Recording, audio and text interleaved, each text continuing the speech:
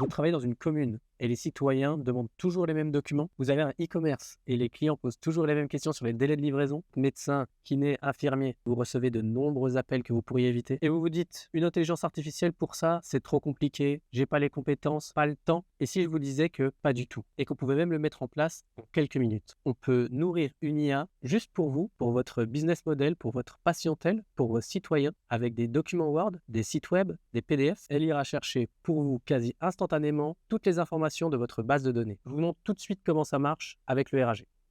Nous voilà dans l'interface. On va créer notre nouvel agent personnalisé. Nouvel agent, on peut lui donner un nom, une URL et on crée l'agent. Là, on se retrouve sur l'interface qu'on vient de créer pour le parc Astérix et je vais lui poser une question. Je mesure 1,20 m. Est-ce que je peux faire toutes les attractions? Donc là, avec la donnée qu'il a accumulée avec vos sites, vos PDF, vos documents, il va me répondre de manière claire et avec une marge d'erreur très faible. Il me liste toutes les attractions que je peux faire et certaines que je ne peux pas faire.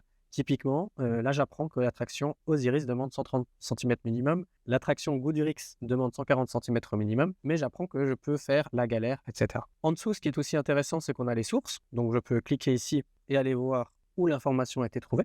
Testons une deuxième question. Y a-t-il des zones fumeurs dans le parc? Donc là, il me répond qu'effectivement, il y a des zones fumeurs. Et en dessous, pareil, on me redirige vers le règlement d'ordre intérieur avec toutes les informations liées aux zones fumeurs. Maintenant, c'est très bien. Même mon RAG, je le trouve un peu neutre, pas très marrant. C'est quand même censé être le RAG du parc Astérix. Donc, on va essayer de lui donner une tonalité. Pour ça, je vais revenir dans mon interface, dans la partie configuration, et je vois que je peux lui donner des instructions. Et je vais lui dire, parle comme un Gaulois de la BD Astérix et Obélix. Je sauvegarde, je reprends, et je vais lui poser exactement la même question. Y a-t-il des zones fumeurs dans le parc? Voilà, c'est une histoire de quelques secondes pour avoir une réponse. Et voilà, et là je vois que dans sa réponse, il a changé sa tonalité.